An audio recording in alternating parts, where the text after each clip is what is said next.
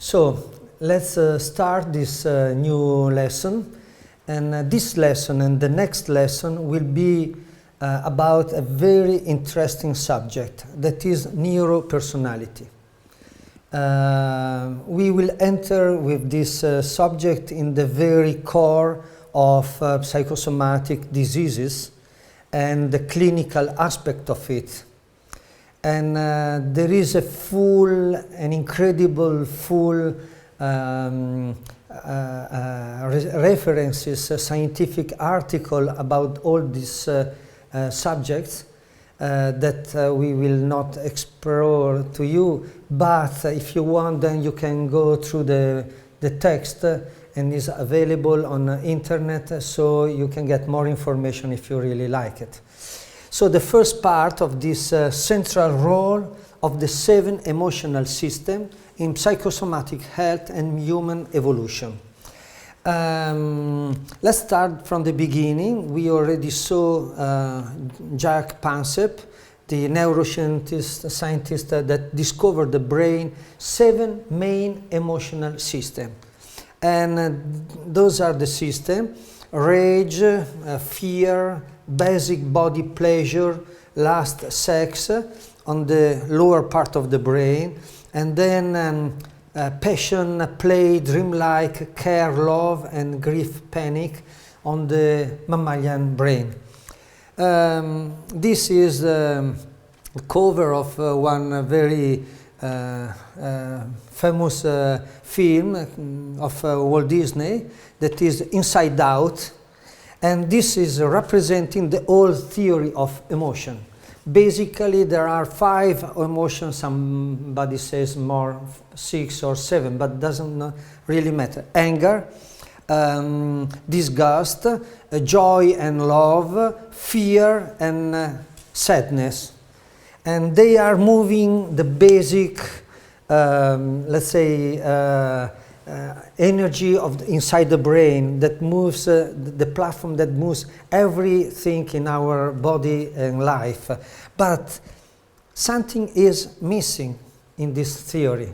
We miss our identity, the self. We miss the self-awareness. It's like the story is about a girl that have been driven in his life, in her life, from all of those emotions. But she's not there. And this is a right representation of normal mankind life, in which there is not a center of consciousness. So you get angry, and then you get really pissed off, and then you enjoy, and then you get sad again. And there is not a center that can really decide and choose the way you want to live. So let's introduce the self. We already went through this map, but the self is absolutely important. The self is moving the psychology, that means mind and emotion, and move all the other systems. Let's get into the definition of neuropersonality. Let's remember that in every ancient or modern medical and spiritual and psychological tradition, the people have always tried to synthesize a certain number of personality. Can be the extroverted personality or introverted. Can be the personality of the old China, or the 3 personality, Kapha, Pitta, Vata of Ayurvedic medicine, or the 5 element in the 5 Shen, the 5 souls of Chinese medicine. Or in Greek there was the phlegma, the sadness, the anger, the joy, and so forth. But this is just observation. For the first time, since the beginning of medicine and science, we can see the real center of all these emotions and study them in a very scientific and proper way. It's no more matter just of thinking about of hypotheses about the emotions. We can deal with some real fact. So this neuropersonality is a term that we created because we saw that each of the 7 Panksepp emotional neurosystem are modulated by specific neurotransmitter, and they generate 7 main, even more, but 7 basic neuropersonality. The beautiful thing is that in the past you were or one personality or another one. You have to choose. You cannot be both. In this model, you have all the neuropersonality. And maybe one is prevailing, or maybe 2 are prevailing on the others. But it's a fullness, it's not just a hard choice. So we are dealing with something that is really precious. It's like all our behavior or our experience in life have many aspects, many different, let's say, nuances of like exactly each picture of the world, each thing that we see in the world that is made just out of 7 basic colors. And the world is immense and is changing, every moment is changing. So out of these 7 main neuropersonality, 7 main system of emotion, we can have an incredible variety of emotion, of difference. And let's go and see. We have scientific understanding that those neuropersonality have 2 main, let's say 3, but 2 main origin. One is the genetic origin. Just think about dogs.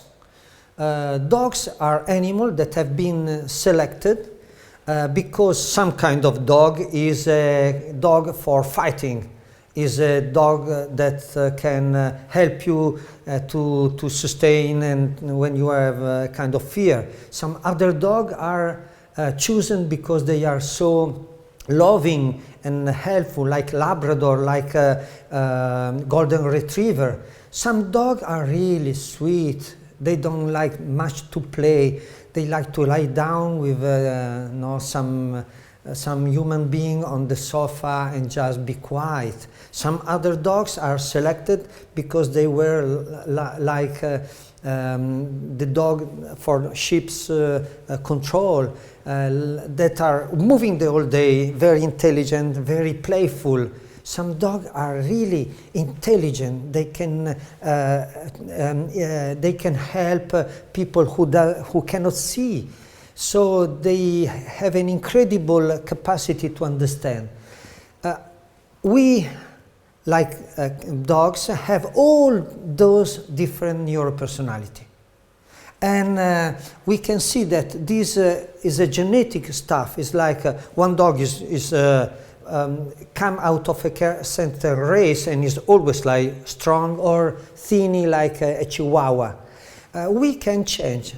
We are not being selected, so out of each family, a very variety of person, of friend, of sister and brother can grow, and each one have a different shape of the body, of the soul, of the emotions, and this is an incredible. But the same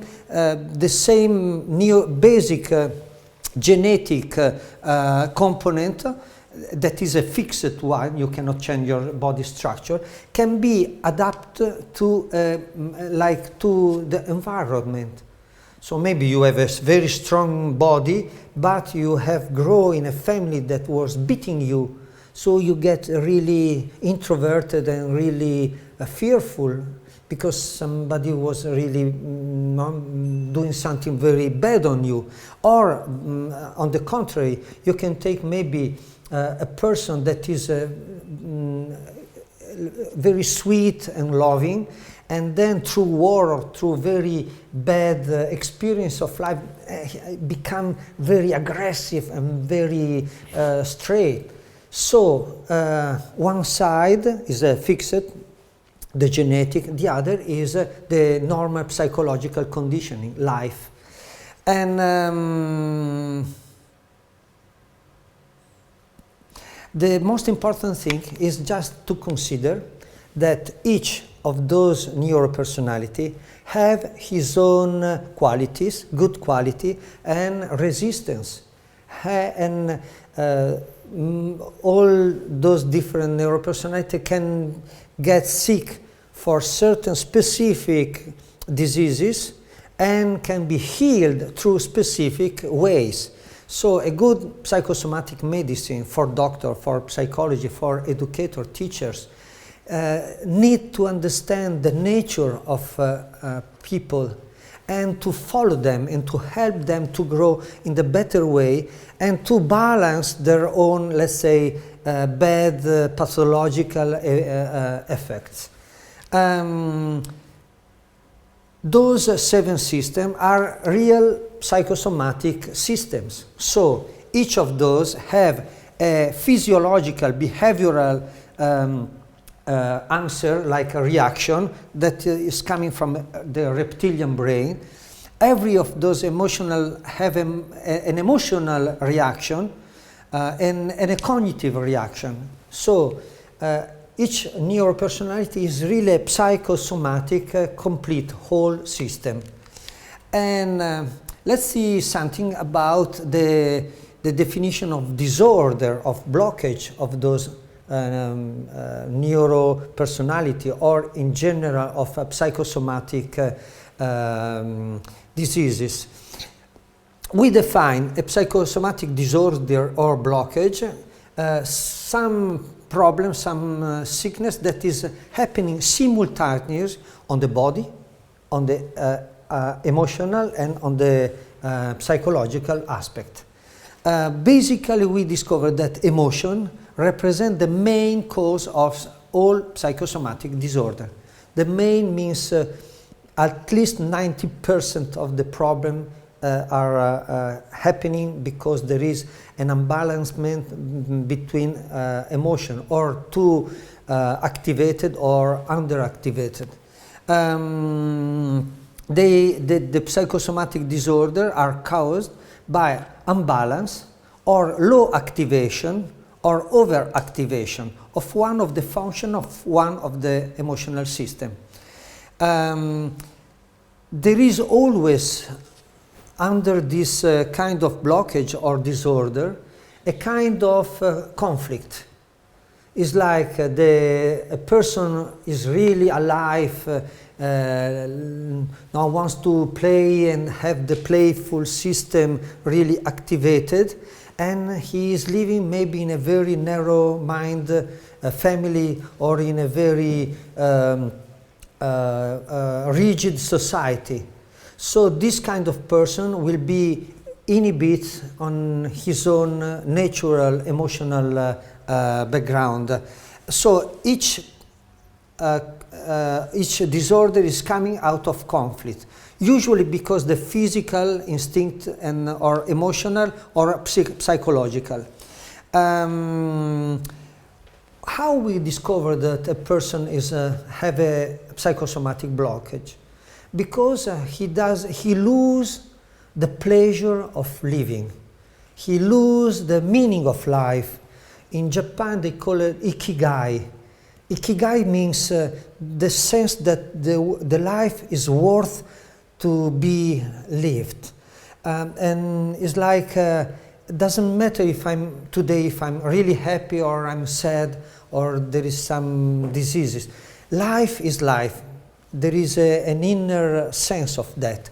The people who have this kind of disorder, psychological blockage, close their heart, close their body, close their emotional stuff.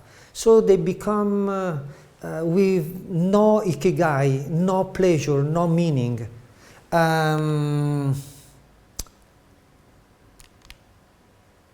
Yes, we can see that in a medical way, even a psychological, we can recognize the blockage because they alter the sixth main system.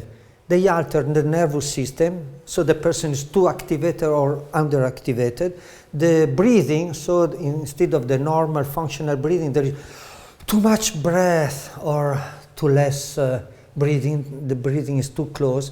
The cardiocirculatory system, so you are too hot, you feel like a fever, the body is swelling, or you feel always cold.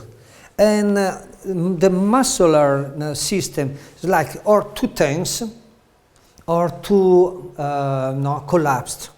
And finally, the gastrointestinal, we saw it the lesson before, like the intestine and the stomach, and this all is reflected on a body posture. So some people are always like that. I'm a winner, I'm a loser, I'm really sad, I don't care, I just nobody wants to see me, or I'm really tense and I'm moving like this. So people can get a specific body posture that is evident to the people, and by see that posture we can understand his problem or her problem. Let's say we will see through the lesson that each neuropersonality have some function, and if you block that function, then there is a organ or target function. It's like this specific, let's say, a person that really likes to love, if he doesn't have love, the whole part that usually is implicated in a loving relationship, like smile, heart, hugging, is getting like this. All this part is getting tense, closed. So we will see that is very interesting and important.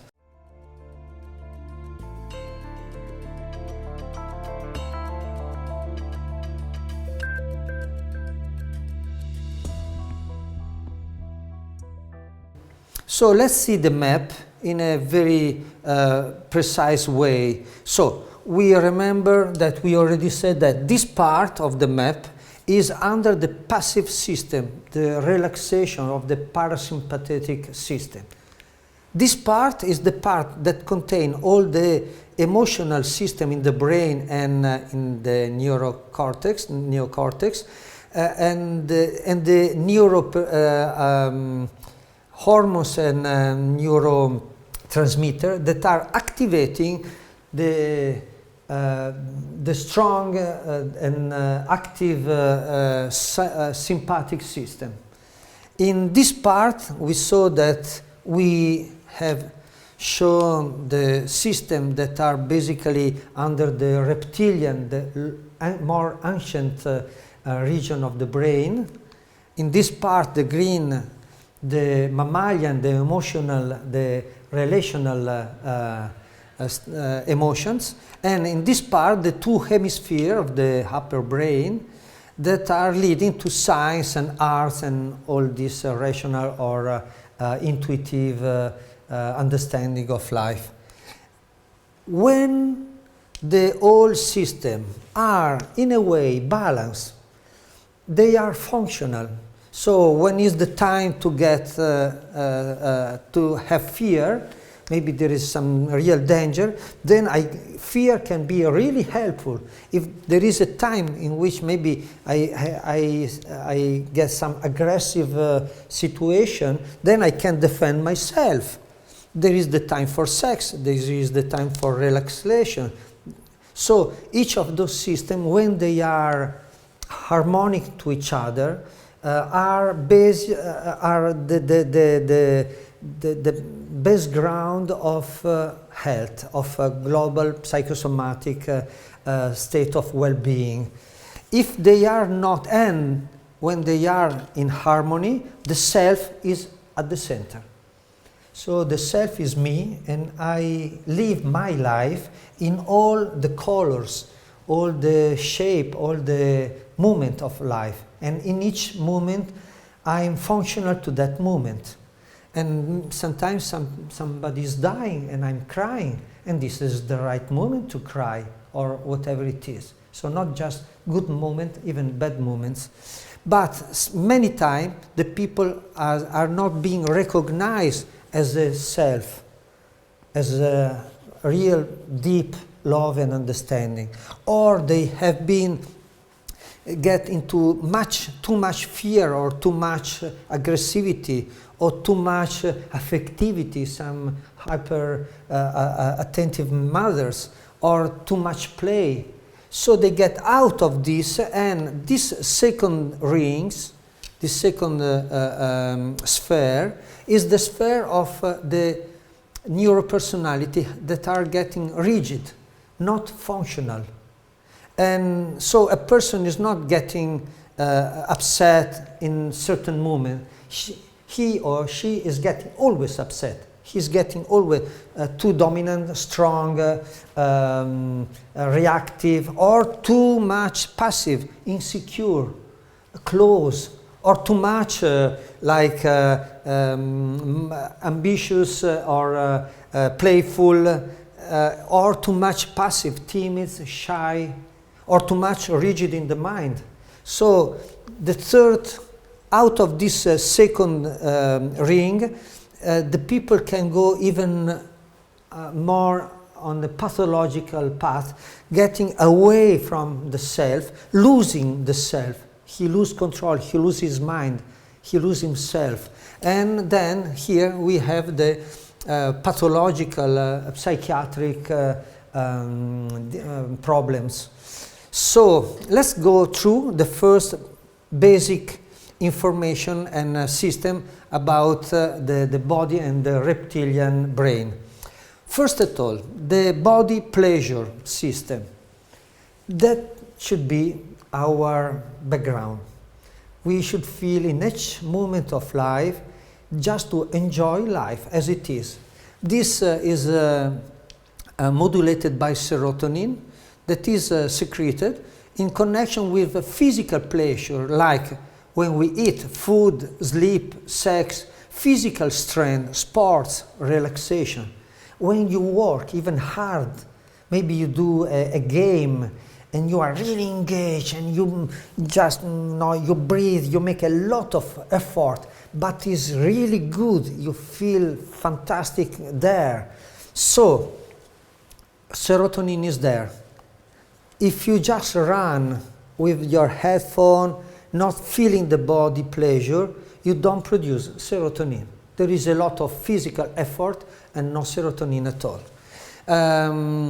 The serotonin is the relaxed energy, but is even the mother relaxed energy. Mother with a good serotonin are good mothers. They really take the kids in such a way that is really, let's say, the kids feel secure, feel protected, feel pleasure in his body or her body. And so most of our mother doesn't have this kind of empathy or feeling in the body, the pleasure in the body. Serotonin can adapt to many different situations. Let's see some of those situations. Let's say first, if the body pleasure is inhibited, then we have low body sensitivity. We call it anhedonia. Is when you don't feel the pleasure to eat, to drink, to sleep, to make love, to work, to live in the body. Is a very common diseases. So it's normal for most of us just live in this space, and we don't consider this low body pleasure like a very strong disease. And when there is this inhibition, the serotonin level are getting very low, and this is the basic point for depression, mood swing, insomnia, eating disorder. We have many body therapy many energy therapy that can balance and repristinate this feeling to be alive and happy in your body. Just let's see a short list of all the psychiatric or psychological disorder caused by a serotonin with a low level of serotonin. Depression, stress, mood disorder, insomnia, panic attack, food disorder, people that eat so much because eating gives them a little more serotonin but they don't feel the pleasure, obsessive compulsive disorder, anhedonia. And this is reflected on a body, on a heart, and on our mind. So let's see just, we go very shortly about that. Just to have a good body contact, let's say in the beginning with the mother, but maybe in life with parents, with friends, with lovers. Just the touching our body is a meaningful instrument, a therapeutic instrument for medicine and psychology. Let's just see that Tiffany Field is the director of the Department of Pediatric University of Miami, and she did a lot of research on this touch therapy. Very easy to learn. You just need to touch, you just need to feel your body and your heart. And just this massage, this empathetic contact, reduce aggressive behavior and decrease the cortisol, 30% less cortisol. That is reducing the stress effect of 30%, is a lot. And paralleling is increasing serotonin of the 30%. And dopamine, that is, we will see soon, the molecule of joy and life. So it improves growth and development of infants, postpartum depression, hyperactivity. The mothers who doesn't have this serotonin grow children with that start their own life with a kind of stress, hyperactivity, difficulty to get asleep, tension, and it have been used, this touch therapy in post-traumatic stress disorder in children, in people, have been used for improving relaxation and performance in university student, and many other. You will get through if you want. Let's see a parallel system to the pleasure system.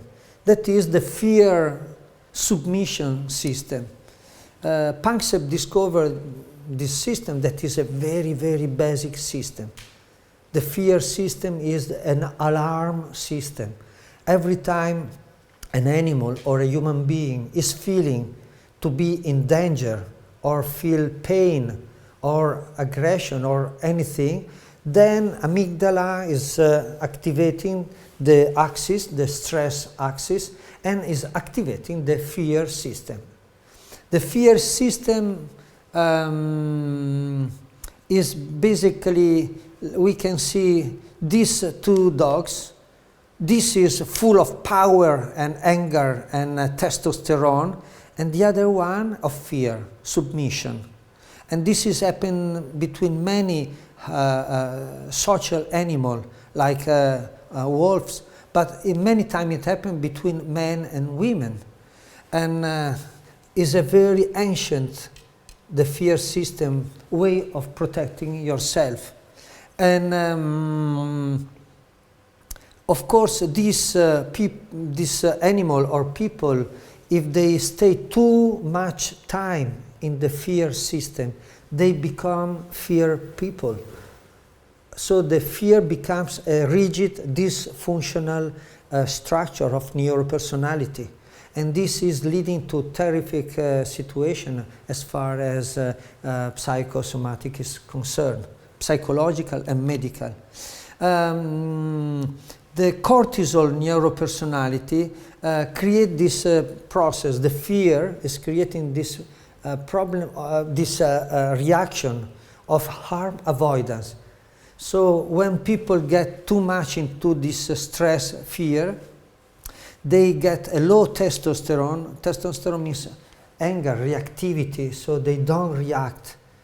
And it's like the avoiding personality that is normally in psychological, is the Freudian masochistic person, is an avoiding personality that tends to escape from every possible situation in which there is a higher level of emotional or activity. No, he's getting back. He's getting to a kind of introversion. So we see that the cortisol neuropersonality, the fear submission neuropersonality, is very much linked to inhibition of action. So the state of stress, and that becomes a chronic stress, a very long term. Sometimes it takes the whole life, always in tension and in stress. And let's see how the mother stress, the mother fear is very, very important because it's one of the main cause of epigenetic factors. Let's see, this is a picture of what Lowen, that is a famous psychotherapist, says is the personality, the masochistic character.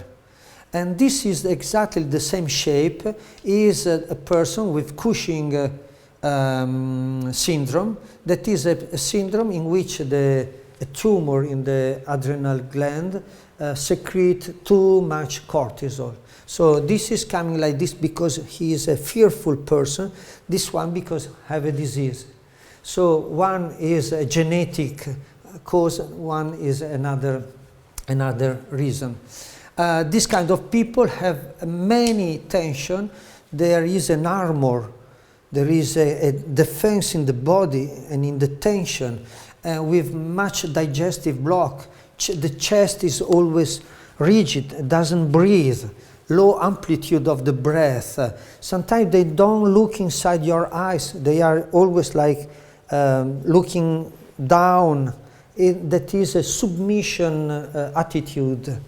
And let's see, the cortisol, one of the main cortisol disorder, cortisol neuropersonality disorder, is what the psychologists call alexithymia. Is the difficulty to see, to feel, and to express your feeling, your emotion. So the person is really blocked in the heart and in the throat. He doesn't recognize sometimes, or if he or she recognizes, he is not able to express. He doesn't have any word. It's like to say, so how are you doing? You don't feel good? No, it's okay, ma'am. Nothing comes out. And they have very much sense of guilt. Of course, they don't recognize their own strong energy, the power of their own energy. This is called a type C personality or cancer-prone personality. Those people have been shown through many research done on a lot of people. They tend to develop cancer. There is a correlation between cancer and anger inhibition. So those people that inhibit anger, they are much more prone to have this kind of cardiovascular disease and cancer. The effect of high level of cortisol from pregnancy. So if the mother is in this fear system, The mother reduces the wellness of the fetus and of the future newborn in a very, very long way. He's creating very, very bad. You see, these are all important information. Then if you want, you can get through and you see them. Just see the Dutch famine in the 44. After the war, in this year, 18,000 people, Dutch people, died.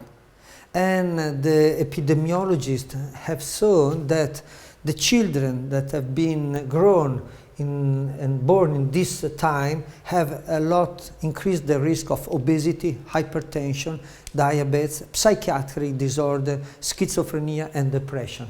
So to cure the mother is really important, and we can do a lot of work on that.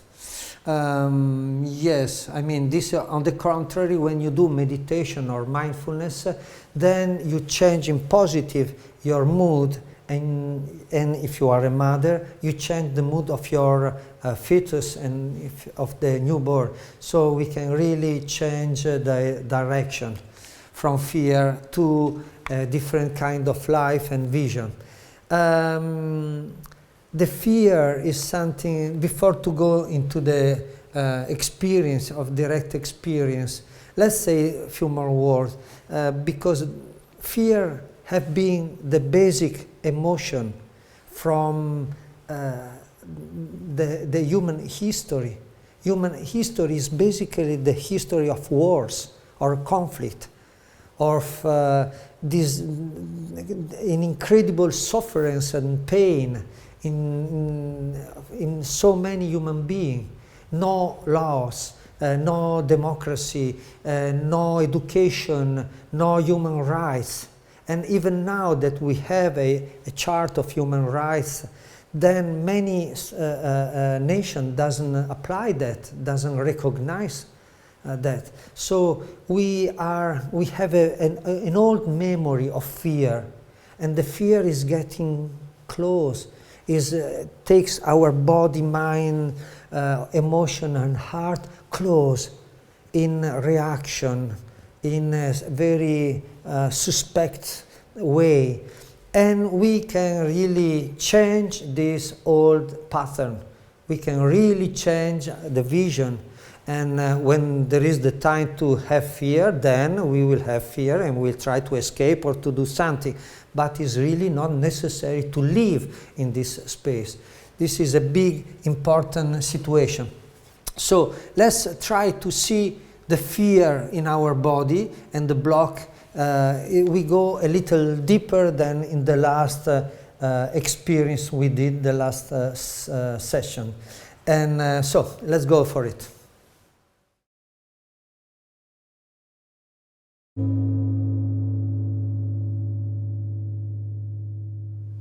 Very well.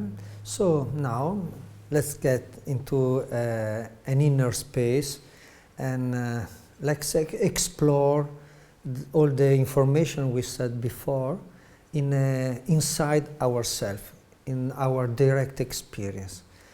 Let's close our eyes.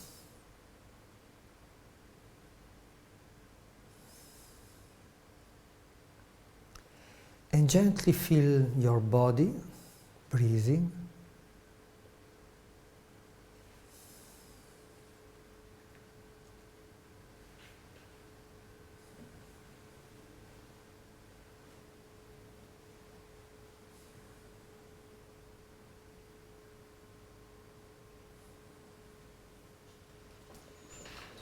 And now just have a little stretch of your spine. Get your breath free. Open your chest. Get your arm stretched. Your shoulder. Sometimes we think a lot and we lose body contact. We lose the consciousness of the body pleasure.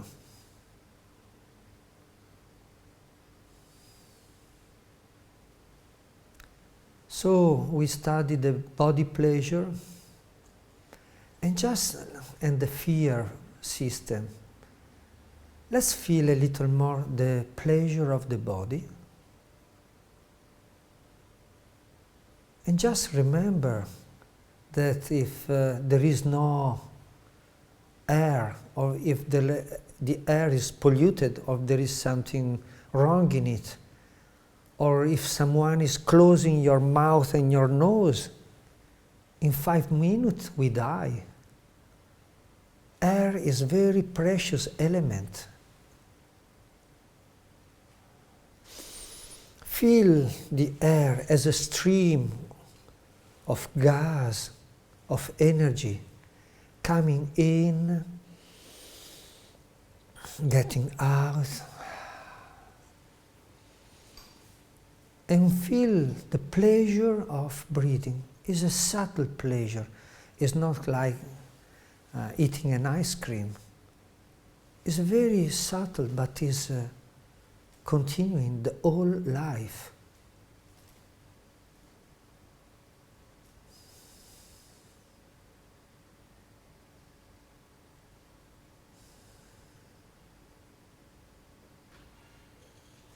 Very good. And now let's take more attention to the breath in the head, going inside, going outside, and just feel the whole head breathing, kind of a balloon inflating and relaxing. Very little movement. It's okay even if you don't feel it in the beginning, sometimes you don't. Open your mouth, relax your throat.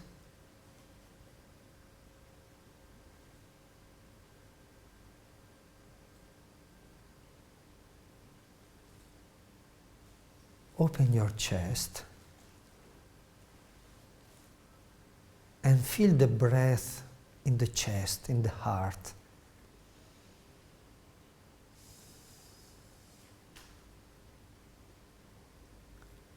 Feel all the breath in your arm, all through your hands.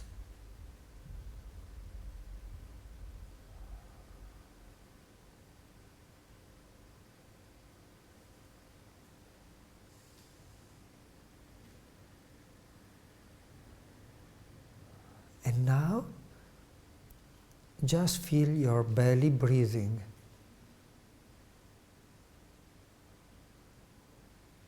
Belly is like a balloon in front, on the back side, the lower side when we are seated. And the upper part is the diaphragm muscle. It's really like a curved muscle.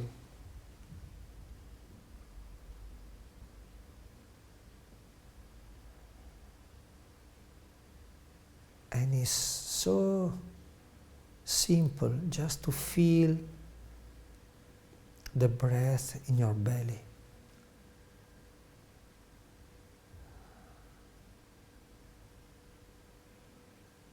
Let's get a little more into that space and mood as we were getting asleep, or just a little nap.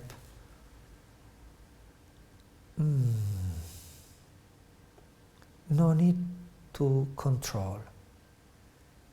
Every breath, the heart breathing, the chest, the belly.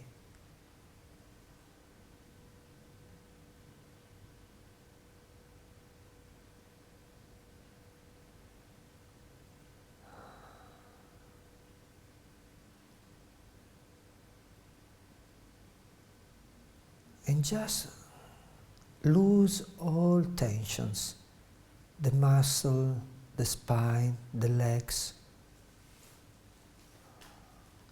your mouth, your face,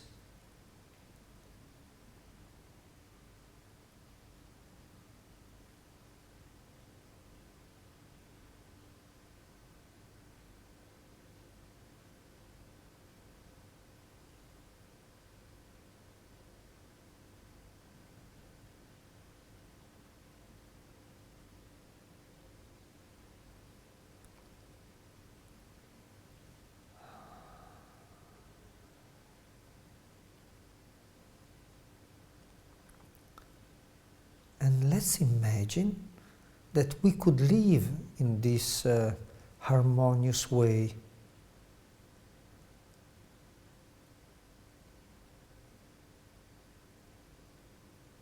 I stayed in India for 3.5 years,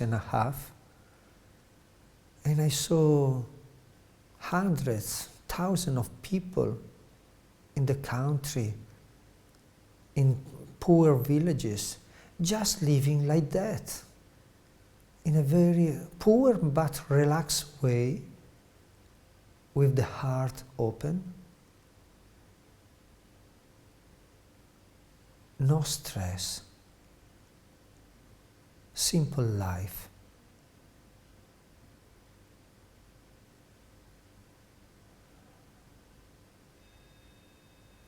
Okay, now let's imagine that in a moment of life we were maybe kids or young people, and all of a sudden something happened, and there is a danger, a car accident, some fire, we fall from the stairs or whatever it is, or some people coming inside, some parents getting back and becoming angry, or some teachers really getting upset with us. And all of a sudden, from this normal state of consciousness, we are getting into the fear system. And the fear system is the same we experience, the stress state. And just let's see what is really happening in one specific part of the body. Let's point our attention to the eyes and to the front. And just imagine when you are engaged in something that is dangerous, you have to escape, there is something wrong, you have fear, somebody is getting really aggressive on you, or somebody wants to beat you or is beating you, and you are getting to that, wow, I cannot do anything, but I would like really to be strong and to react, but maybe I cannot. Just watch, the whole body is getting tense. But let's see and feel our eyes. What is really happening with your eyes? Usually the whole muscle around the eyes are getting tense. And there is a hormone, the noradrenaline hormones and neurotransmitter, that is getting really high on your body and in your brain, and is keeping you in a space of strong attention, concentration. Be careful, be attentive, stay on the point. And there is a kind of concentration of the two eyes, of the attention, of the control. What is happening? What should I do? Thinking. What is the best way to react? And just let's watch this tension. We could watch the throat, the blockage of the shoulder, the heart, the stomach, the legs sometimes. But let's just see one piece of the whole psychosomatic network. And this is very important. So let's try to get back into the pleasure system by using this mindfulness psychosomatic practice. Let's ask, don't change anything. Remain in the space of tension, but just watch. Just see this tension. So many times we experience the tension in our body. Just get in a space of being one even with your tension. to accept. And then you can learn how to get in a space where all these muscles, all this nervous system get more relaxed.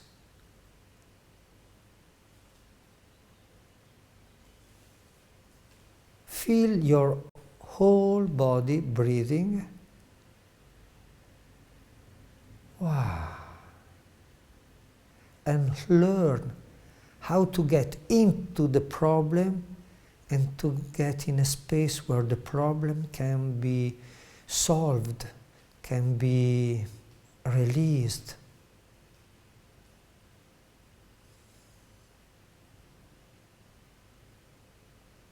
Open your heart and let's stay 1 minute just feeling all body breathing. Instead of thinking and concentrating on the wrong situation, let's just learn how to feel the wholeness of ourselves.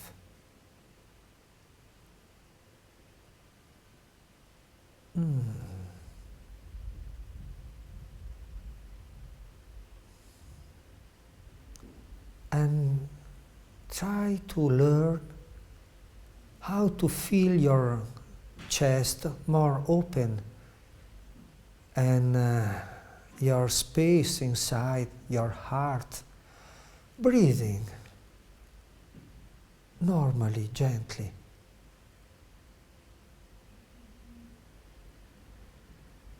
And your belly too.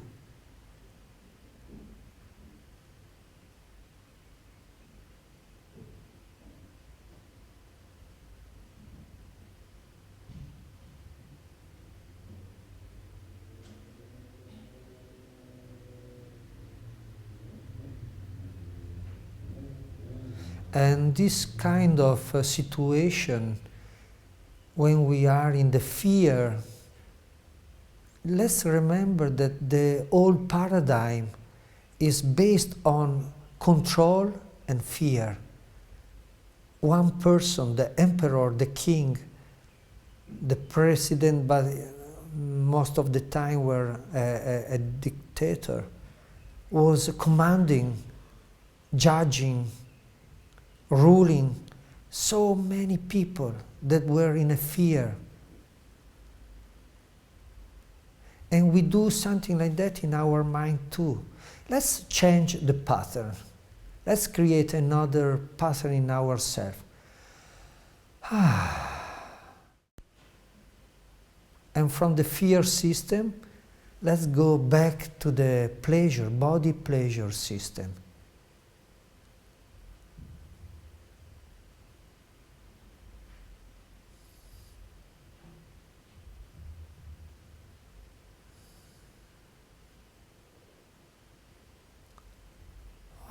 Very well. And if the lesson now will finish, you eventually can stay a little longer in this space. Maybe you can even lie down and enjoy this space of quiet energy, silence, peaceful mood. Very good. If you cannot stay, you can open your eyes and then we will see in the next lessons.